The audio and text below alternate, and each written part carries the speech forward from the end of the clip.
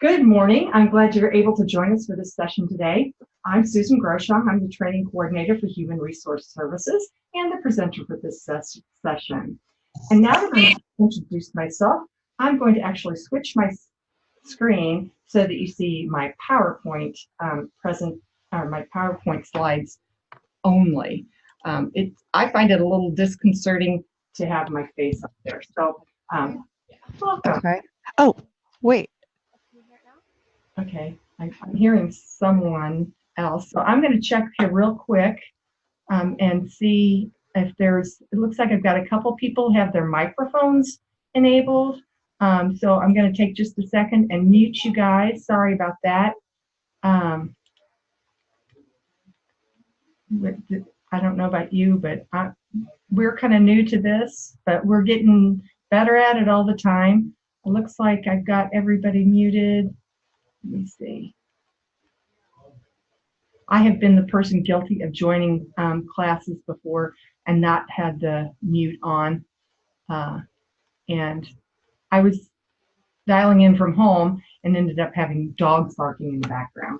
So I know I've been guilty of it. But I have the ability here, I believe, to mute people. So if I hear another person, then I will scroll over here and mute them as well. So welcome to our session today, Lead from Where You Are. You know, whether you have a leadership title or not, you can be a leader in your life and within your job or position.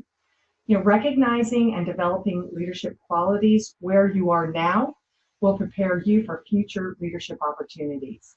The development of leadership skills in the framework of where you are currently allows you to confidently present yourself as the leader you want to be. You can become powerful, but your strength and influence must come from the inside out, not the other way around. So we're going to talk about some qualities that you might want to develop. So we're going to talk about values and strengths so that you can tap into those. There are always opportunities to lead available to anyone willing to step up and take them. And in fact, the most world-changing innovation often starts very small. Just a little warning here to get the full value of this session. You're going to need to act upon some of the concepts that I'm presenting in the future. We're not going to, that's kind of the awkwardness of a webinar, where if we had this as a longer session, we would probably be able to take some time, or I would take some time to give you time to think through some of the concepts that we're talking about, but that's not going to work very well in this format. So take this, there will be a recording of this session available to you later, as well as the slide deck if you just soon have that, if you want to. But you will need to think about things like your values and your strengths, and take some time and effort to do that. We're just not going to, it'd be awkward to try and do it during this webinar kind of format. So our objectives for the day, we're going to look at our working definition for leadership. And actually I just used the verb to lead. Your values, your strengths, your roles, your objectives, and communication skills. And you notice I put your in front of each one of those because these are going to be different for different people. You know, they could be vastly different for different individuals, maybe even working within the same job title, maybe working with this in the same department. So you will, in order to get the most out of this session, you will need to do work later on to define what some of these things are for yourself. So we'll talk about how to do each of those things. So lead defined, and I like this Merriam-Webster definition. So this is our definition that this session is built around. And so lead is a verb, which means it's an action word. So it's something that we're going to do. And it's to guide on a way, especially by going in advance. So that makes sense, to guide along the way, going in advance. And then to direct on a course or in a direction. So I really like this, this definition because it doesn't say anything about your position or your authority, right? And a lot of times that's what we think about it is a leadership as a position or a certain amount of authority. And you can actually build your authority through taking leadership opportunities. So the next thing I have for us is a short video that talks about leadership and power. So I want you to kind of think about, I'm going to ask you to write in the chat box after this video about how you feel about, it's Jeffrey Pfeffer, how you feel about his idea of leadership and power. So here we go, we're going to watch this now. Leadership and power is a difficult subject. Power is a word that even today makes people uncomfortable. And it's kind of a politically incorrect word. But as the late John Gardner, the author of the book on leadership, pointed out, leadership is about power. Leaders have power, and when you no longer have power, you're no longer a leader. So the first thing I would say about leadership and power is that you need to get out of your own way. In lots of ways, people are their own biggest barrier to having power. They self-inhibit. I can't do this. I'm not a natural networker. Well, you know, when you were born, you weren't a natural walker. Virtually everything humans do is learned behavior. You can learn to network. You can learn to listen to other people. You can build your resilience. You can build your energy level. So all of these, so this idea that you either have it or you don't, you need to get rid of. That's certainly number one. Number two, it's really important to understand that organizations have interdependencies. You depend on other people to get your job done. Therefore, social relationships are crucial. And therefore, you should spend more time on social relationships with people who are on your critical path to getting your tasks and projects accomplished. That means having lunch with them, having coffee with them, talking to them, understanding where they're coming from. That is a second thing. A third thing you really need to do is you need to worry where you are in the network of communications. You would like to be more central so that information flows through you, and you would also like to be in a position where you link groups that could otherwise be effective if they interacted with each other together. Fill kind of a brokerage role. Stand between. I mean, if you think about it, what does a venture capitalist do? A venture capitalist stands between entrepreneurs with technology who don't know the money people and people with money who don't know the technology people. So put yourself in a brokerage relationship. And the third or fourth most important thing for you to do is to not to be so judgmental and to not take life so seriously. One of the things that I think separates us from each other is that we make judgments. I like this person, I don't like this person, you know, and we're always therefore unhappy because people and situations are never living up to our expectations. In the words of Walt Whitman, the famous American poet, be curious, not judgmental. And if you are curious and not judgmental, you're able to learn, become more effective, spend time on building relationships, and get out of your own way and don't worry so much about what you can and can't do, but build the skills that you need. You will be on the road to having a position of power and also to being able to get your job done in a more effective and more efficient fashion. All right. So I'm interested to hear your opinions about how you feel about what Jeffrey had to say about leadership and power, and then some of the concepts he talked about. So if you don't mind tagging in the text box any comments you have about that, I'd appreciate it. So let's take about a minute or so and see what we hear. You're your own worst enemy. It's so true. Yep.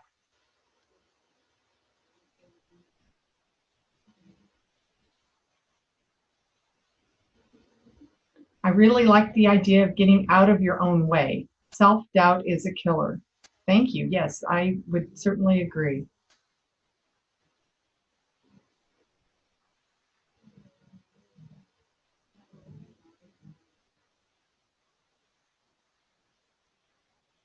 As you probably noticed, and you can see here on our screen, this is from Skillsoft, so it's out of MyLearn.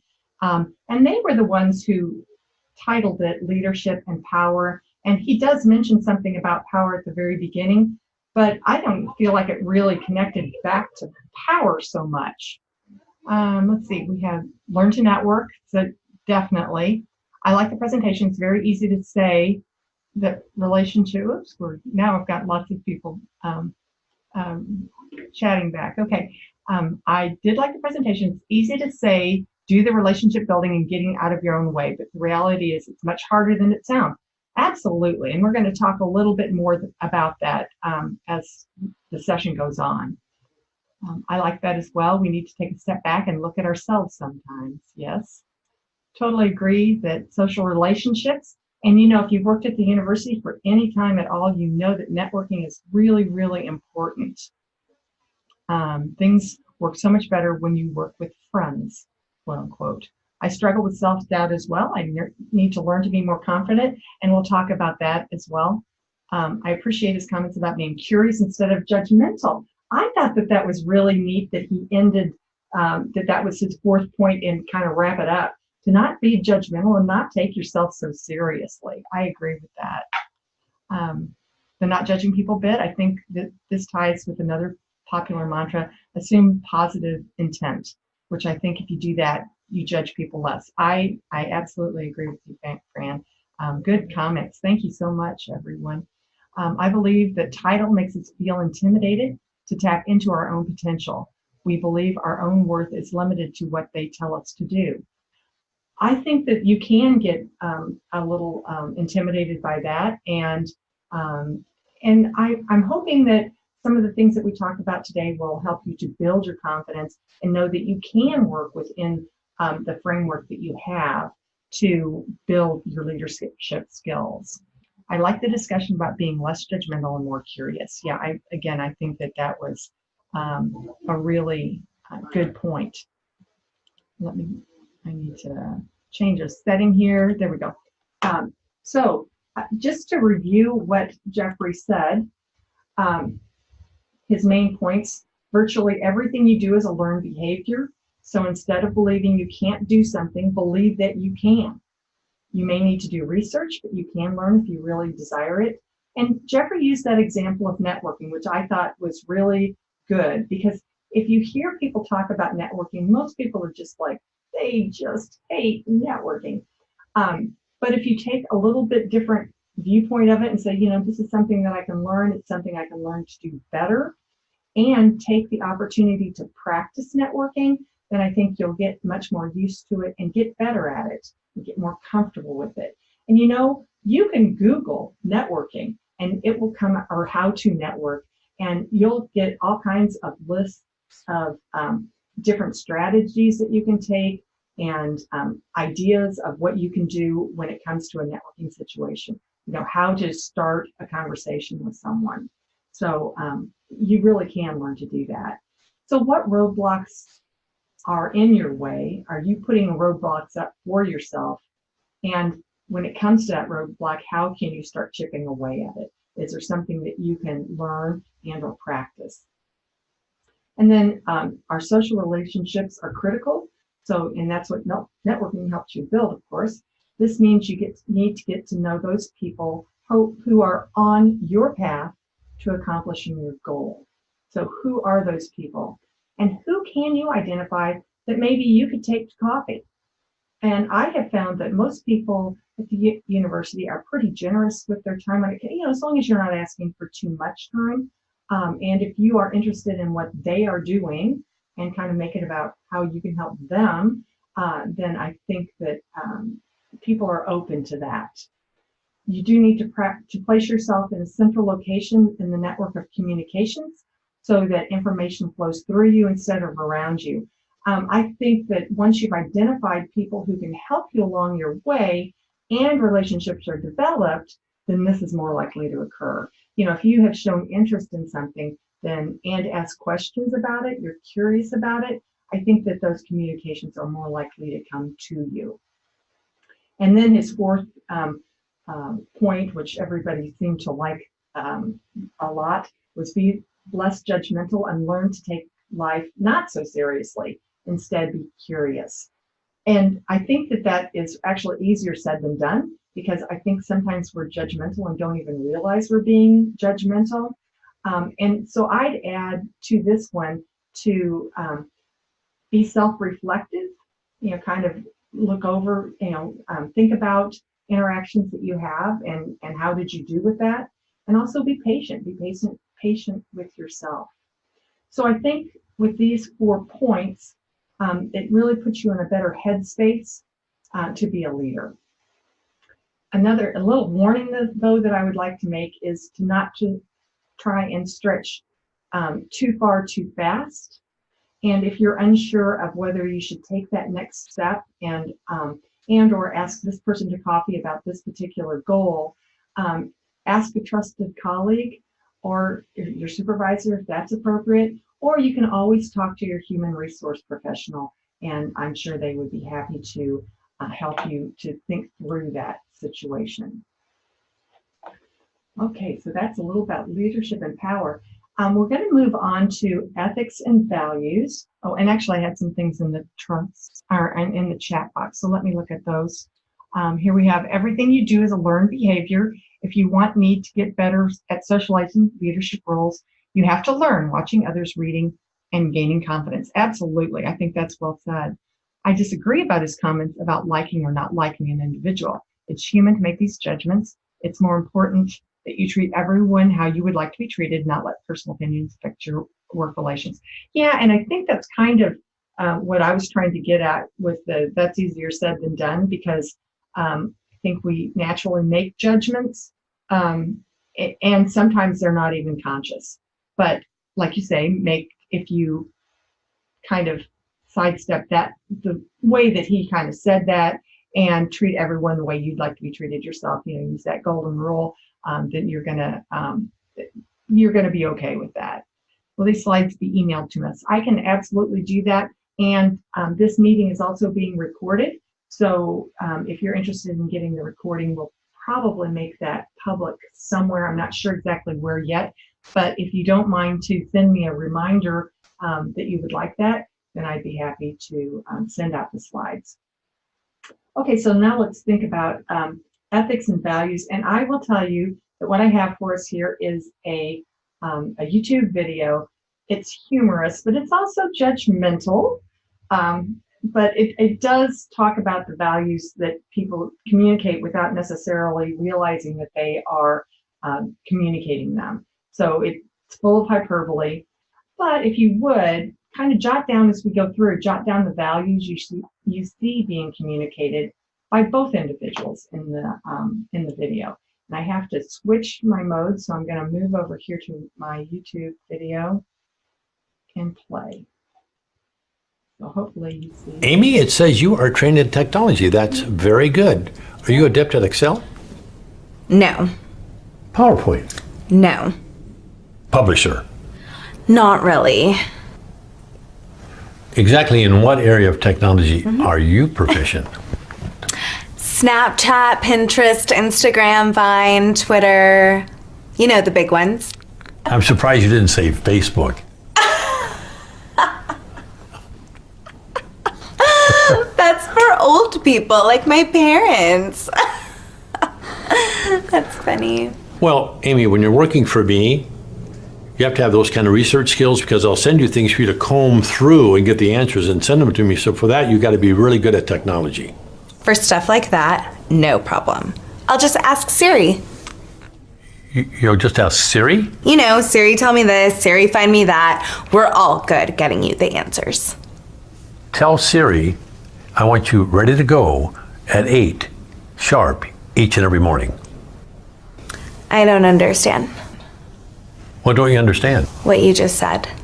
You don't understand be ready to go? No. You said 8, right? Yes. 8 like in the morning 8?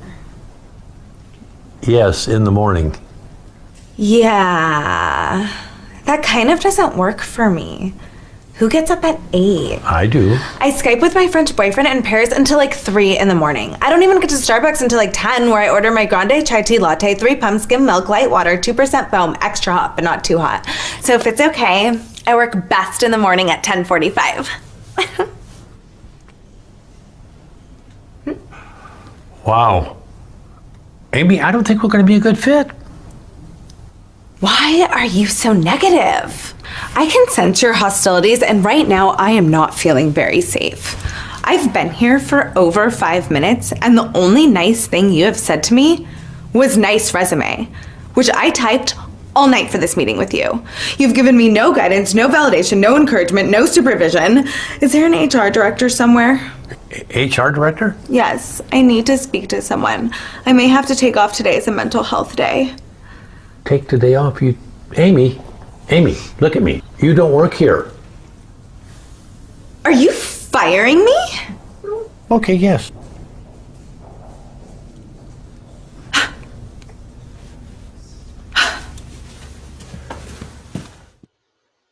Okay, so let's move this back over to my other screen. So what did you think about that? And I also need to make sure I'm turning this one off. So I'm sorry for the... So, Marathon Industries, Yep. give me a breakdown. It's a B2B company that provides cloud.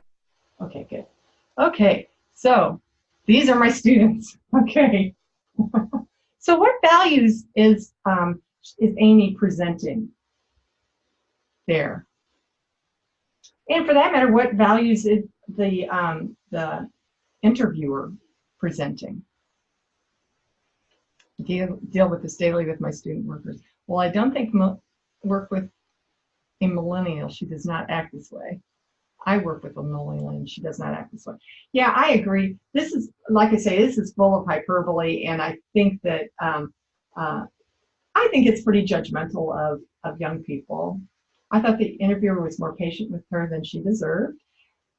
Yes, but the fact that she's on the phone, looking at the phone as she's answering questions is not very respectful. So what is she valuing? I saw that she valued her phone. Yes, absolutely.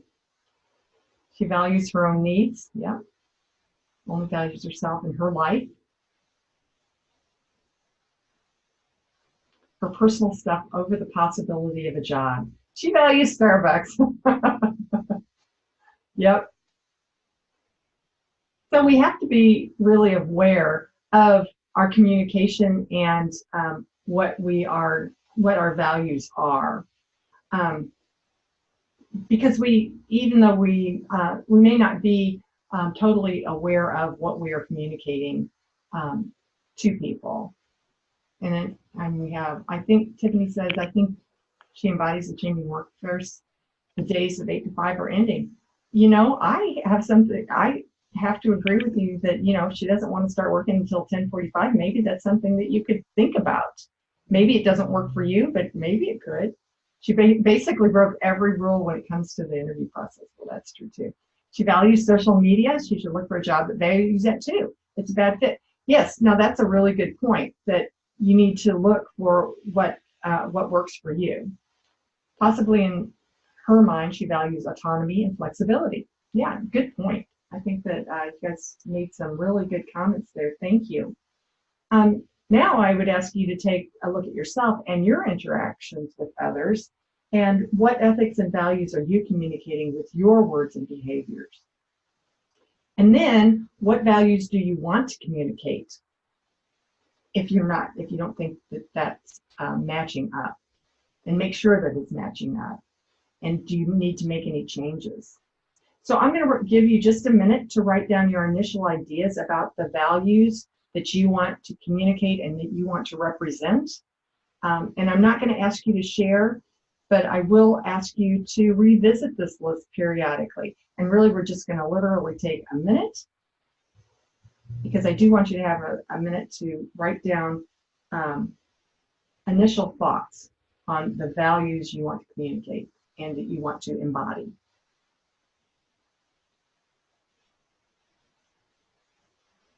I feel like you should have a little tune I should play for that, but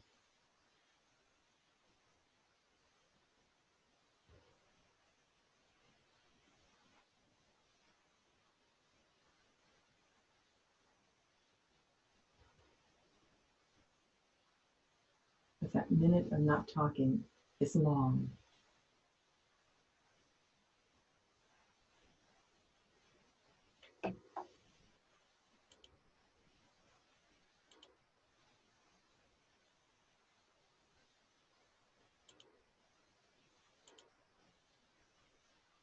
All righty.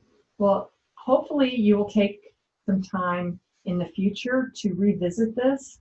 If you haven't, you may have already taken the time to know what your values are, and that's great. But I also think it's a good idea to revisit that and make sure that it still fits where you are in this life. The next thing I want to talk about is strengths. It's vitally important for you to identify your strengths. The things that will help you do is to build confidence and further develop those strengths. Naturally leads you to areas that you could use more development in, and it defines where you are. There are lots of resources available to help you identify your strengths. The Career Center has a strengths quest. You can do that for $15, and they even have some counseling. That's kind of a strong word, but some help to help you to interpret that. So that's kind of nice. And then there are just lots and lots of courses and books available through MyLearn for you, and that has no cost, of course. And then you can also ask your supervisors and your coworkers if you feel comfortable doing that. In fact, I don't know about you, but I have not yet had my performance evaluation, and they always ask if you have any questions, and that could be a good question for your supervisor. Where do you see my strengths? What do you see that are my strengths when it comes to this job? And how can I develop those further? And maybe, where you see that are kind of my weaknesses that I need to develop, and can you help me to do that? So that person is there for you, so I think it's a good idea to use them if you can. When you know your strengths, it gives you confidence, especially in those areas, and that confidence is further built through experience. And then by developing or knowing what your strengths are, it gives you development or direction for personal and professional development. And also remember that a lot of times strengths and weaknesses are different sides of the same coin. And what really comes to mind for me is perfectionism. So that can be a strength, but it can also be a weakness, because if you want to make sure everything's perfect all the time, well, that's great, because then you're going to have an excellent product. But depending on how long it takes you to get that done to your level of perfection, you may not be able to get things done in a timely manner. So probably you need to balance that.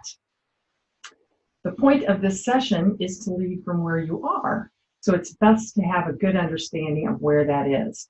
And I think by starting with what are your values, what are your strengths, that really helps you to know where you are. And once you have a good understanding of both of these things, I think it's a great idea to develop a personal mission statement. And I know that sounds kind of hokey, but it does give you a direction to move toward in this life. And it doesn't have to be written in stone. In fact, it probably shouldn't be. It probably should be something that grows and evolves over time. You may also have heard like the personal mission statement referred to as something like an elevator statement, or lately I've heard of developing your own personal brand. And a way I've heard of developing this kind of direction is to write what you would like to have said in your obituary or at your funeral. By doing that, you really are giving yourself a direction that you want to go in life. And I have an example of a personal mission statement. This is Henry David Thoreau. Be true to your word, be true to your work, your word, and your friend. And that is really concise. I do not expect for you to come up with a personal statement that is necessarily that concise, but you can see that, well, he's a obviously a famous writer, so he's going to be really good with his wordsmithing. But for you, I'm going to let you use the chat box again and ask you to participate. What values and strengths does this mission statement or personal statement communicate to you?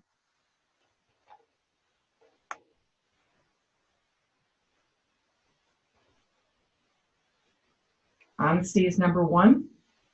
Loyalty, being true. Responsibility, absolutely. Integrity, respect. Be open to yourself to new ideas. Integrity, honesty, kindness. Yeah, using that word friend, I think really softens it like that. Integrity, responsibility, collaboration. I agree with loyalty in these areas. Dependable, absolutely, absolutely. Explore new avenues.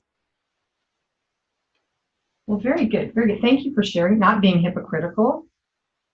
I think a lot of us, and I know certainly especially as a young person, that hypocritical thing was always, I took a personal offense at what I saw as things that were hypocritical. My personal statement is awesome, positive intent.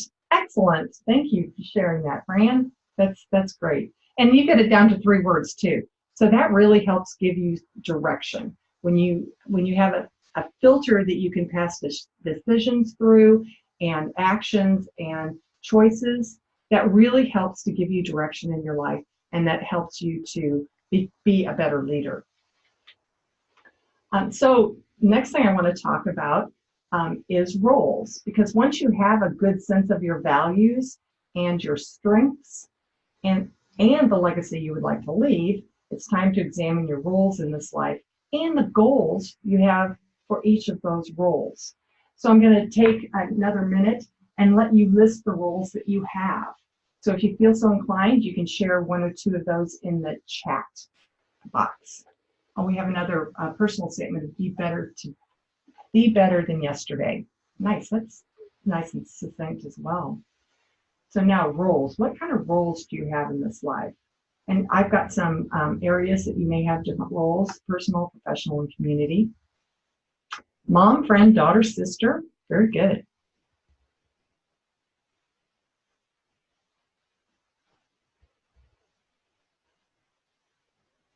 Wife, mom, employee. Nice.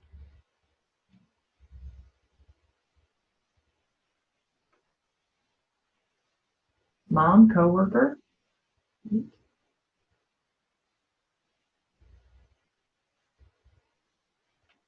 Wife, mom, team member. Roles: academic advisor, at work, daughter, sister, friend, personal, writer, mentor, listener, comedian. Oh, I love it. Comedian. We have daughter, sister, aunt, caregiver, employee, mom, wife, educator, mom, grandma, daughter, friend, employee. Oh, mom and a railroad safety professional. Very good, very good. Wife, student assistant, employee. Mom, admissions assistant, girlfriend, pug lover. Very good.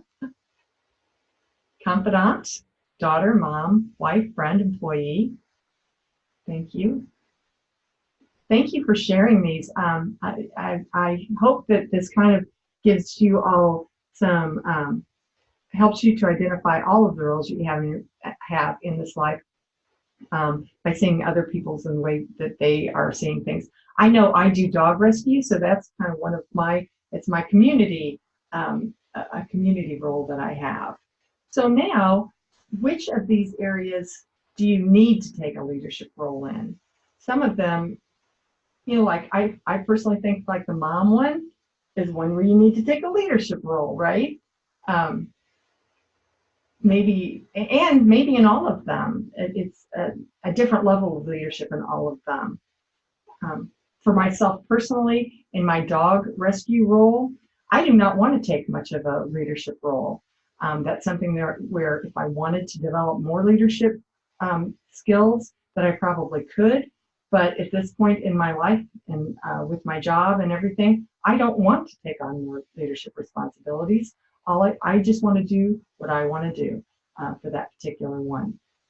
So it's a good idea to know which ones do you really need to concentrate on that leadership role, and then what are your goals within that role. And I'm getting ahead of myself actually. So where do you need to develop your take the leadership role, and where can you further develop your leadership skills? And sometimes that's on a personal and community level before you get to a professional level. And then can you apply those skills you have in one area to another area? Identifying your leadership skills and abilities helps you to gain confidence. Again, we are looking at practicing, learning and practicing, and identifying. So the next thing we need to do is determine what are objectives within each role. So with each role that you take a leadership role, what are your objectives? And I like to call this exercise roles and goals. And we're not going to take time to work that out right now because, again, in a webinar situation, it's just kind of awkward. But I will give you just like a few minutes to just jot down maybe initial thoughts. So just kind of a minute to do that, so you at least get a little bit of a start with it. I feel like I need the Jeopardy music, although maybe that's too high tension.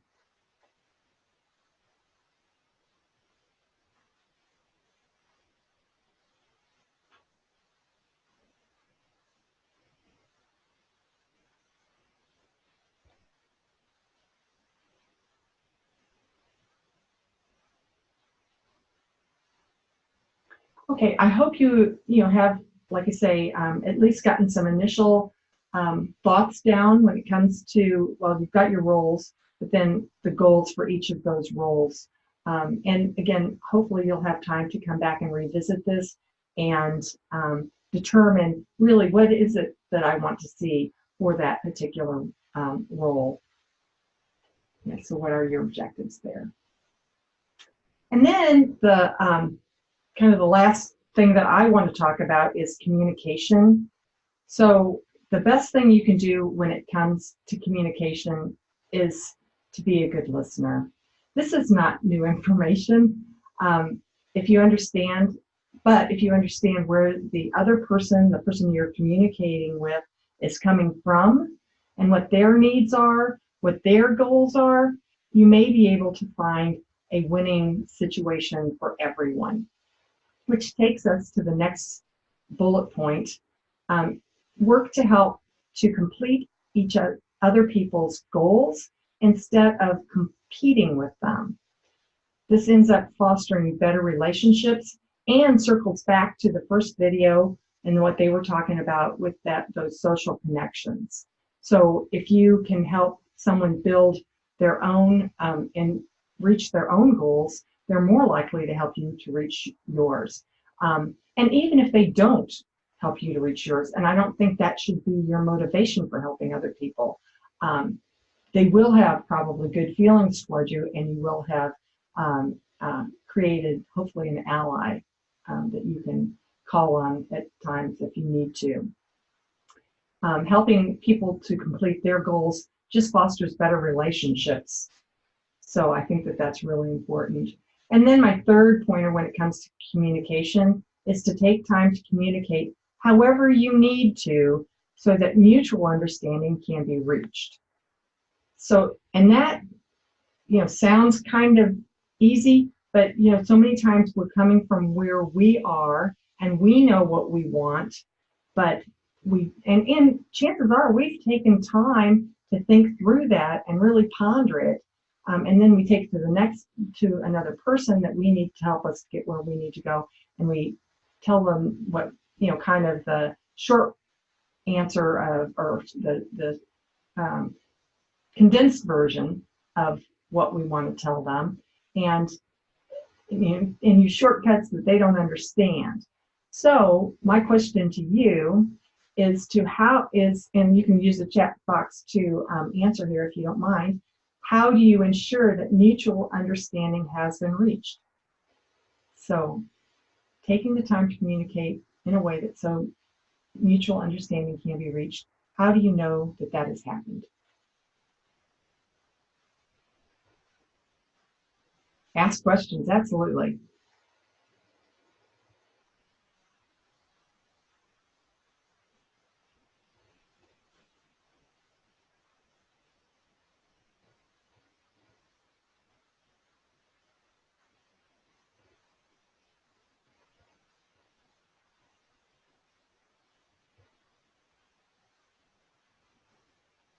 Follow up with something written, maybe an email.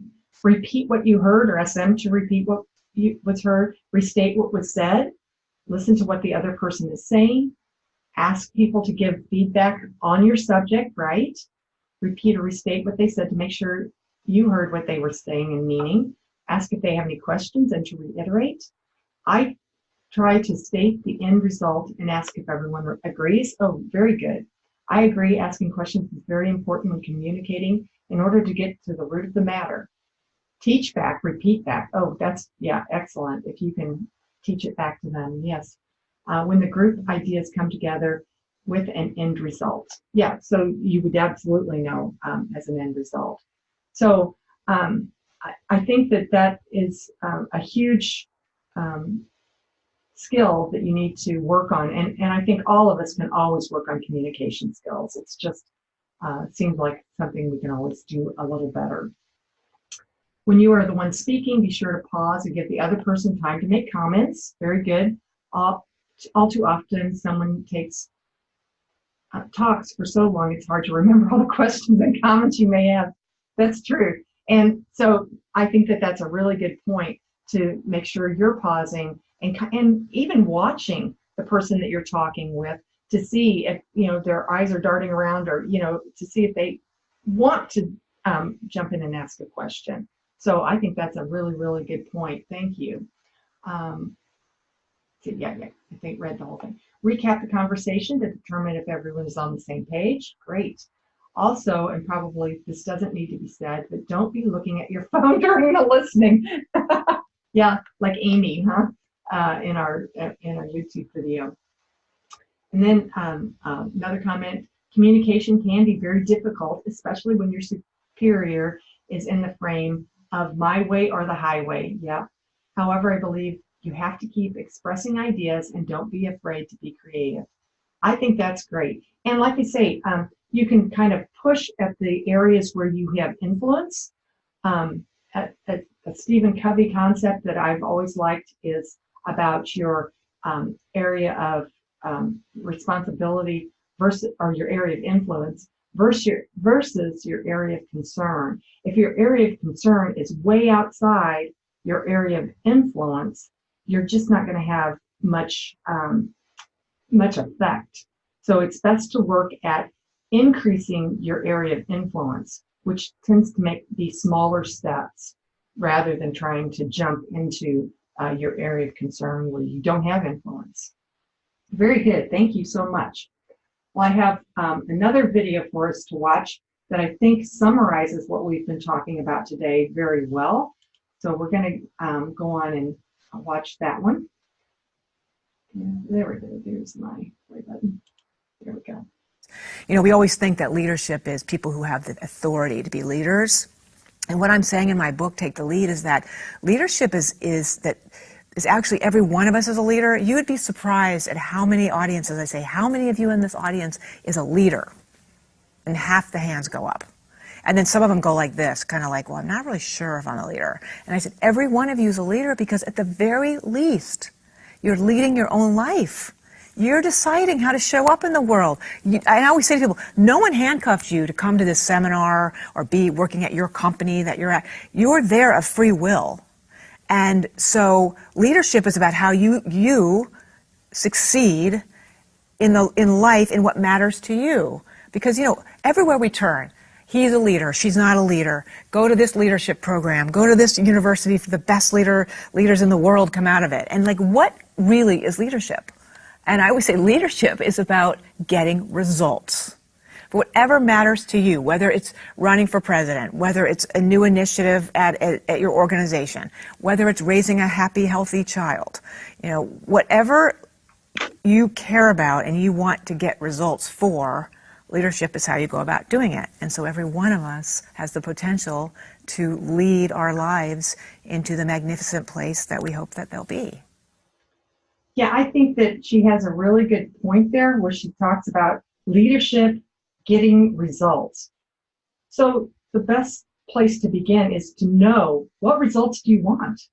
So I think it's really important that you do set those objectives, and the objectives can change. They don't have to be set in stone. In fact, they shouldn't be. We should always be shifting and making things appropriate for the time and circumstances that we have. And so I have some questions that may help you to develop in defining your role as a leader.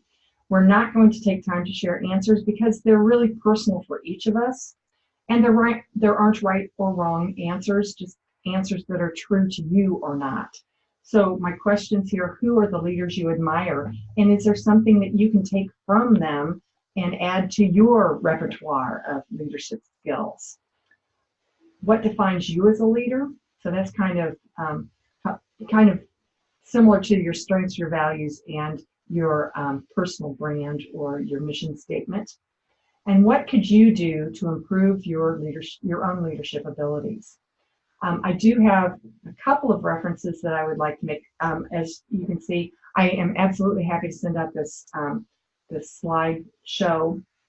And you can see I got a lot of these things from Skillsoft and MyLearn. And I have another resource that I would like to give you, and that is Work Life. It's a podcast. If you like podcasts, Work Life with Adam Grant, which is also a TED Talk, it's related to TED Radio. So if you search for Work Life with Adam Grant, and you might see that it's also a TED Talk as well. I have a couple of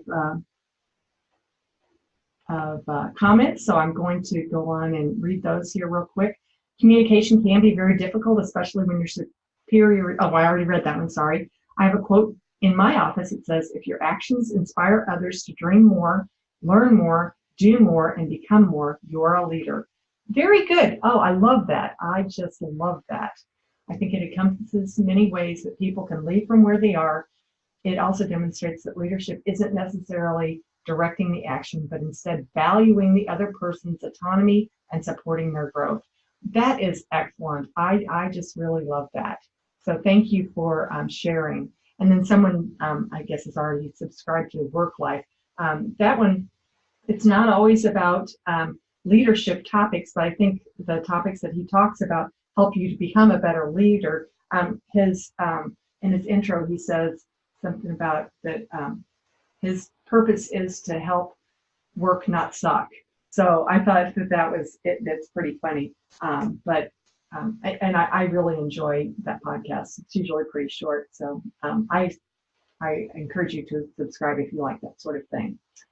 If you have comments, any other questions or comments at this time, I'd be happy to entertain them. But if not, this is really the end of the presentation. So this presentation lasted less than an hour, but I feel like I've given you months of work to do, especially if you haven't considered these concepts previously. I have another quote here that someone wanted to share from Stephen Covey. The main thing is keeping the main thing the main thing. Absolutely. It's great for those days when we're all becoming distracted and yet have a job to do. Yes, very good.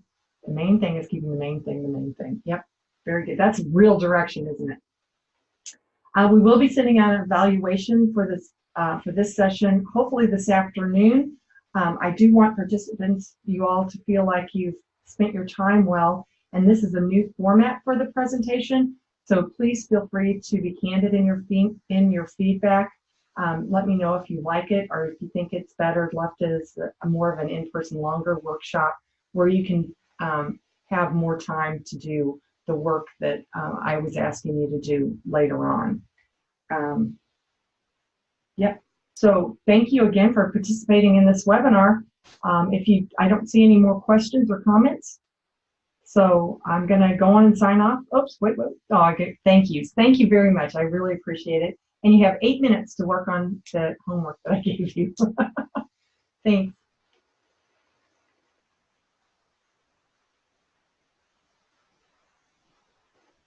You're all very welcome. I appreciate you taking the time.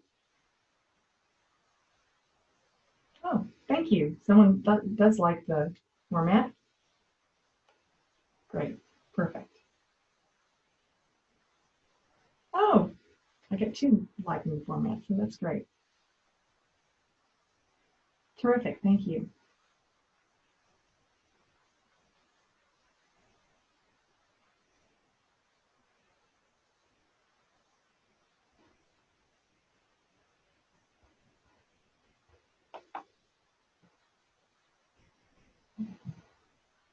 Well, I am going to go on and end the, oopsie, this was very open. I'm still getting comments, so I'm going to leave it open for a little bit more.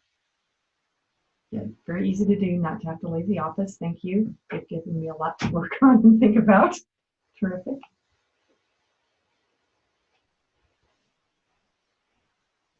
Like that everyone has a chance to be heard. Doesn't always happen in usual sessions. You know, I would agree with that. I like this too. I'm not always a person who likes to speak up. And so it is nice to just be able to type things.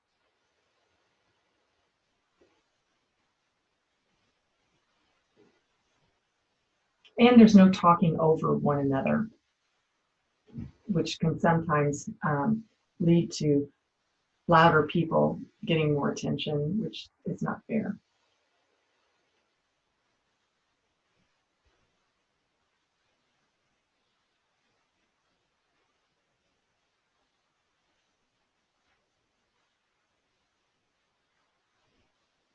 Okay, I think it looks like we are done with comments. So I'm going to go on and close the meeting. Again, we did record this. I'm hoping that the recordings worked. And I'll go on and actually I'm going to save my chat and then close this meeting. Thank you all very much for your time. Really appreciate it.